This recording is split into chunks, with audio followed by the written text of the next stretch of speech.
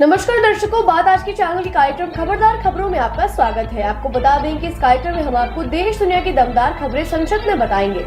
तो लीजिए आज की खबरदार खबरें।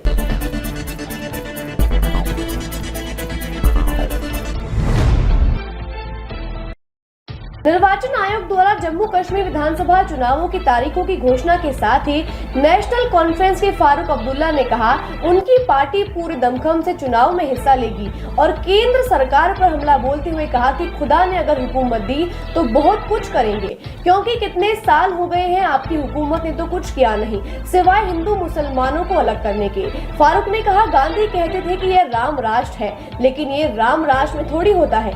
राम राष्ट्र में हिंदू मुसलमान एक ही होते हैं। इसके अलावा उन्होंने लोगों से कहा कि अगर आप अपनी रियासत को उठाना चाहते हैं तो सोच समझकर बटन दबाना। कांग्रेस अध्यक्ष खड़गे ने कल देर रात केशव महंतो का झारखंड और तारिक हमीद कर्रा को जम्मू कश्मीर कांग्रेस के अध्यक्ष पद पर नियुक्ति दी है। वहीं जम्मू कश्मीर के लिए 2 कार्यकारी अध्यक्षों ताराचंद और रमन भल्ला को भी नियुक्त किया गया है। इसके साथ ही पार्टी के वरिष्ठ नेता रामेश्वर उरांव को झारखंड विधानसभा में कांग्रेस विधायक दल का नया नेता नियुक्त किया है। वहीं महाराष्ट्र से बाला साहेब थोराट को CWC में विशेष आमंत्रित सदस्य और सैयद मुजफ्फर हुसैन को महाराष्ट्र प्रदेश कांग्रेस कमेटी का कार्यकारी अध्यक्ष भी नियुक्त किया है। इन नियुक्तियों के बाद कांग्रेस महासचिव वेणुगोपाल ने नवनियुक्त पदाधिकारियों को तत्काल प्रभाव से काम शुरू करने को कहा है।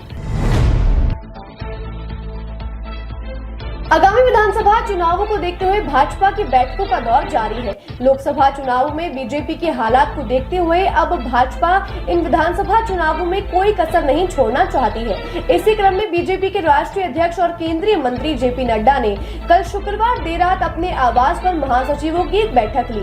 बैठक में सदस्यता अभियान के सभी पहलुओं पर चर्चा हुई। वहीं एक दूसरी बैठक PM मोदी के आवास पर हरियाणा चुनाव को लेकर आयोजित की गई थी, जिसमें गृह मंत्री अमित शाह, रक्षा मंत्री राजनाथ सिंह, मनोहर लाल खट्टर मौजूद रहे। कल देर रात JP नड्डा के निर्देशानुसार शनिवार को यानी आज एक बड़ी बैठक आयोजित की गई, जिसमें सभी राष्ट्रीय पदाधिकारी, प्रदेश प्रभारी, सभी प्रदेश भाजपा अध्यक्ष और संगठन महासचिवों की उपस्थिति प्रमुख रही। कोलकाता में ट्रेनी महिला डॉक्टर की रेप और हत्या के बाद देश भर में चल रहे जनाक्रोश के बीच आज देश भर के डॉक्टर्स आज सुबह 6 बजे से हड़ताल पर चले गए हैं। हड़ताल का आह्वान 24 घंटे के लिए है। इमरजेंसी सेवाएं चालू रहेंगी, लेकिन OPD बंद रहेगी। अगर आप भी किसी अस्पताल जा रहे हैं तो पहले जान लीजिए कि अस्पतालों में क्या खुला है और क्या बंद है। गंभीर मरीजों का इलाज होता रहेगा, हालांकि पहले से तय सर्जरी नहीं हो पाएगी। इसी हड़ताल में सभी प्राइवेट अस्पताल के डॉक्टर्स भी शामिल हैं। हड़ताल कल रविवार 6 बजे तक जारी रहेगी। लोकसभा में नेता प्रतिपक्ष राहुल गांधी ने शुक्रवार को कहा कि अन्याय के खिलाफ लड़ाई में विपक्षी इंडिया गठबंधन दिल्ली के मुख्यमंत्री अरविंद केजरीवाल के साथ है। गांधी ने यह बात केजरीवाल के जन्मदिन पर बधाई देते हुए उन्हें कही। आपको बता दें, कल केजरीवाल का जन्मदिन था और वो 56 वर्ष के हो गए हैं। यह बात राहुल ने सोशल मीडिया मंच X पर एक पोस्ट में कही थी। उन्होंने केजरीवाल को जन्मदिन की शुभकामनाएं देते हुए कहा कि आशा करता हूँ कि आप स्वस्थ और खुशहाल रहें। वहीं केजरीवाल की पत्नी सुनीता ने राहुल की इस बात पर उन्हें धन्यवाद देते हुए कहा कि अन्याय की लड़ाई में पूरा देश एक है और हम सब मिलकर इस भ्रष्टाचारी और दादागिरी वाली सरकार को उखाड़ फेंकेंगे।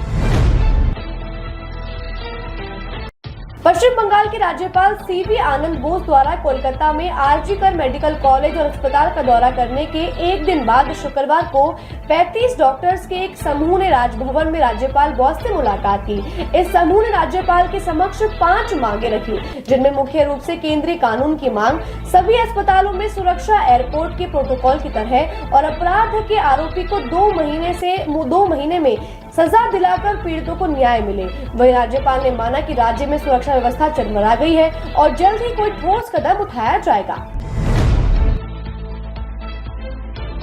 बांग्लादेश में हिंदुओं पर हुए हमलों के विरोध में हिंदू संगठनों द्वारा शुक्रवार को बुलाए गए बंद के दौरान नासिक शहर में 2 गुटों के बीच जमकर पत्थरबाजी हुई, जिसमें कई नागरिक और पुलिसकर्मी घायल हुए थे।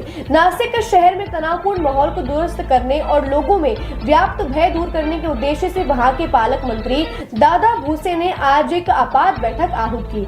वहीं आज बीजेपी विधायक नितेश राणे ने हिंदू जन आक्रोश मार्च निकाला, जो उल्लास नगर में धर्मांतरण करने वाली कल्पना अन्नपूर्णा चौधरी के परिवार से मुलाकात कर उनके घर से शुरू किया और पुलिस स्टेशन पहुंचकर मार्च समाप्त किया गया।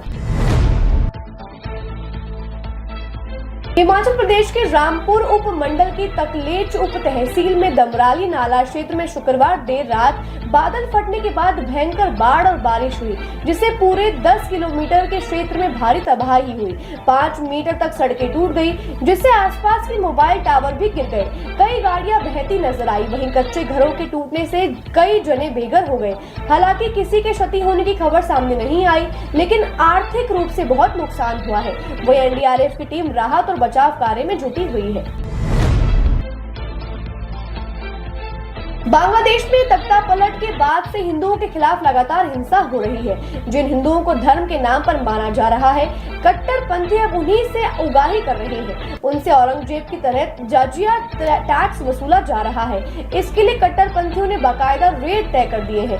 हिंदुओं को संदेश दे दिया गया है कि अगर अपनी जमीन बचानी है तो 5 लाख टका दो, वरना जिंदगी भी जाएगी और जमीन तो जाएगी ही। आपको बता दें कि इतिहास में अलाउद्दीन खिलजी ने सबसे पहले गैर मुस्लिम लोगों से जजिया कर वसूलने का नियम बनाया, जिसे अकबर ने समाप्त किया, लेकिन औरंगजेब ने इसे फिर से शुरू किया और अब बांग्लादेश के कट्टरपंथियों ने इसे शुरू किया है। राजस्थान के उदयपुर में 10वीं के एक छात्र ने अपने ही स्कूल के दूसरे छात्र को चाकू से मार दिया, जिससे लोग समुदाय आमने सामने हो गए। घटना के बाद शहर का माहौल बिगड़ गया और कई जगहों पर आगजनी और तोड़फोड़ होने लगी। उपद्रवियों ने कई कारों को आग लगा दी। हालात इतने बिगड़ गए कि प्रशासन को धारा 163 लगानी पड़ी और इंटरनेट सेवाएं भी बंद कर दी गई। साथ ही अगले आदेश तक सभी स्कूल और कॉलेज बंद कर दिए गए हैं। वहीं जिले के कलेक्टर और एसपी दोनों समुदायों ने नेताओं से बातचीत कर समझाइश के प्रयास कर रही है, ताकि शांति स्थापित हो सके। खबरदार खबरों में आज के लिए बस इतना ही। कल फिर नई खबरों के साथ हम होंगे आपसे रूबरू। नमस्कार।